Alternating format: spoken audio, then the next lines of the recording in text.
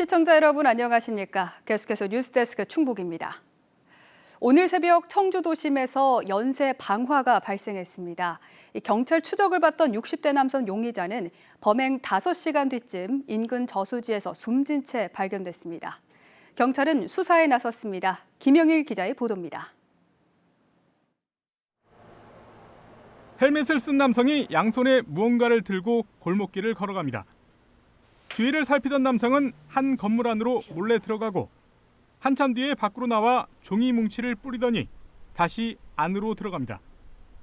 잠시 뒤 번쩍하는 섬광과 함께 불길이 치솟고 놀란 듯 황급히 뛰쳐나온 남성은 비틀거리며 달아납니다.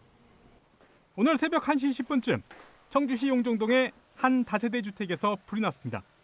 와당탕 해서 가정 무슨 폭력이 있나? 근데 갑자기 꽝 하는 거예요. 그리고 냄새가 났어요. 무슨 이상한 어떤 역한 냄새가. 그래서 뛰어나왔죠. 달아난 60대 남성은 새벽 2시까지 1시간도 안 되는 시간 동안 청주도심 두 곳에 더 불을 질렀습니다. 다행히 큰 불로 번지지 않아 인명피해는 없었지만 갑작스러운 방화 사건에 놀란 주민들은 밤새 불안에 떨어야 했습니다.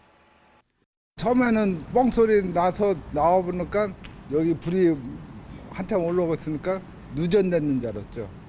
근데 이제 나중에 방화라는 걸 아는 거죠. 겁났죠. 범행 현장에는 범행 이유와 함께 피해자들에게 사죄한다는 내용의 인쇄물을 남겼습니다.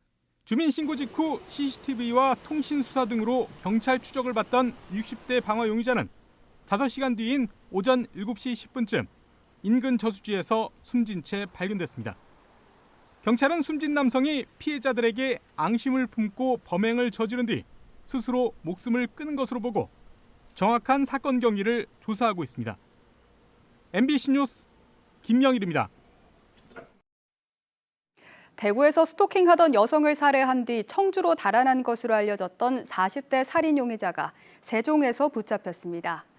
경찰은 어젯밤 10시 50분쯤 세종시 조치원읍의 한 거리에서 스토킹 살인 용의자를 발견해 체포했습니다.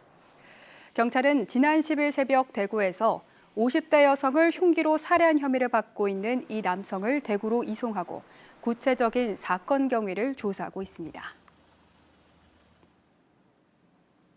국내 주요 과일 산지인 영동군에서 800헥타르에 가까운 과수원이 냉해와 우박 피해를 입은 것으로 확인됐습니다. 영동군은 개화 시기인 4월 말부터 이상 저온이 나타나 763.5헥타르 면적에서 눈꽃이 얼거나 말라 죽는 냉해 피해가 집계됐다고 밝혔습니다.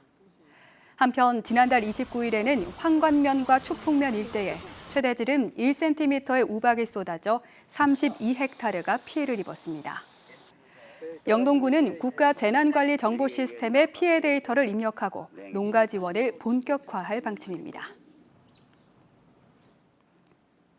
동물 복지를 중심에 둔 동물원으로 청주동물원이 전국적인 관심을 받으면서 환경교육에도 적극 활용되고 있습니다. 청주동물원과 충북교육청이 협업해 환경교육 프로그램을 만들었는데요. 지역 기관 간의 협업을 통한 연계교육 모델로도 기대되고 있습니다. 신병관 기자입니다. 갈비사자로 알려진 청주동물원 바람이가 휴식을 취하고 있습니다. 환경교육을 받기 위해 찾은 학생들에게 바람이가 구조돼 청주에 정착한 과정은 빼놓을 수 없는 이야기입니다. 행복하게 잘 살기를 바랍니다라는 소망의 메시지가 그 이름에 숨겨져 있습니다. 학생들은 과거 웅담 채취 목적으로 사육되다 구조된 반달 가슴곰의 이야기에도 귀를 기울입니다. 청주 동물원에 오게 된 동물 가족들의 사연 하나하나가 학생들의 마음에 새겨집니다. 동물들을 이제 그냥 와 재밌다로 바라보지 말고 이제 공존해야겠다는 마음으로 봐야 될 것 같아요. 수의사와 동물 복지사 등이 어떤 일을 하는지 배우는 것도 흥미로운 경험입니다. 12살 슬아손이 시안이의 정기검진, 마취를 해 이동시킨 뒤 혈압을 재고 엑스레이 촬영을 통해 뼈에 이상이 없는지도 확인합니다. 학생들은 동물과 함께하는 직업에 관심이 커집니다. 제가 수의사가 장래희망이던 때가 있었는데 어떤 것을 하는지 자세히 알게 돼서 너무 좋아요. 청주동물원과 충북교육청이 협업해 환경교육 프로그램을 마련했습니다. 동물복지와 치료 등을 지원하는 국내 첫 거점 동물원인 청주동물원을 교육적으로 활용하자는 취지입니다. 저희들이 진짜로 뒤에서 동물들 위해서 하는 일들을 이제 보여드리는 거죠. 그래서 동물한테 좋은 건데 사람한테도 재밌을 수 있다.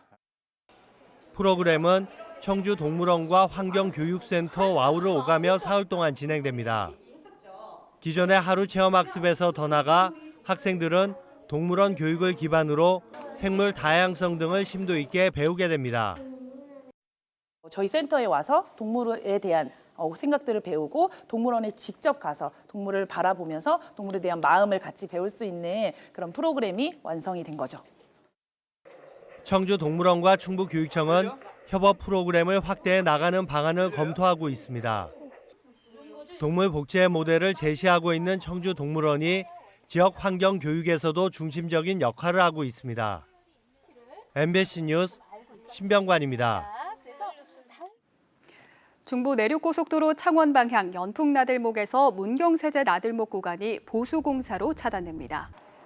한국도로공사 충북본부는 내일부터 19일까지 매일 밤 10시부터 다음 날 오전 8시까지 중부 내륙고속도로 14km 구간을 전면 차단한다고 밝혔습니다.